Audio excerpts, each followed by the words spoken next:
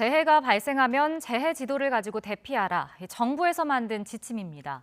과거에 침수된 이력을 나타내는 침수 흔적도 같은 재해 지도는 지자체가 만들고 어떤 내용이 담겨야 할지까지 법으로 강제하고 있는데요. 관리가 잘 되고 있는지 YTN 데이터랩이 분석했습니다.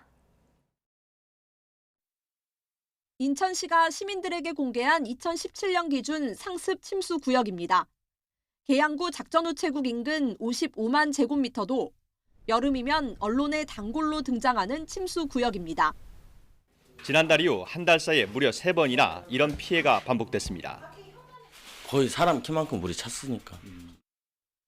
인천시가 파악한 상습 침수 구역은 여의도 면적의 1.3배. 하지만 행정안전부가 관리하는 생활안전지도의 침수 흔적도는 피해 면적이 그보다 훨씬 작고 전혀 다른 곳을 가리키고 있습니다. 인천시가 상습 침수구역으로 설정한 영역의 99.8%가 행안부 지도엔 빠진 겁니다. 인천만이 아닙니다. 서울시와 행안부의 침수지도, 눈으로 봐도 확연한 차이가 납니다. 서울시 공개 침수 흔적도의 60%가 행안부 지도에는 빠져 있습니다.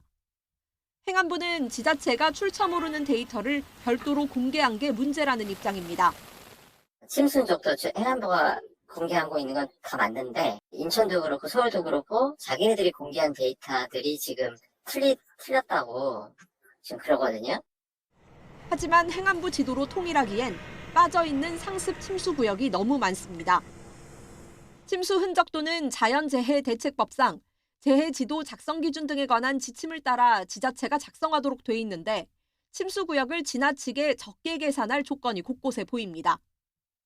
기초 지방자치단체에서 해요. 도로 같은 지표상에 흐르던 물이 지방보다 낮은 반지하 주택으로 유입된 경우에는 작성 대상에서 제외 가능하다 이런 조항들이 좀 있거든요. 예고 없는 비가 더 많이, 더 자주 오는 기후 재난의 시대. 시민들이 어떤 지도를 믿고 봐야 할지 누구도 속 시원한 답을 주지 못합니다. 그 안에는 절차나 방법은 있지만 실제로 이거를 어떤 데이터들을 어떻게 가공을 해서 어느 정확도로 어떻게 검증할 건지 이 중요한 정보라면 이걸 지자체 단위로 이렇게 알아서 하라고 맡겨둬야 되는가라는.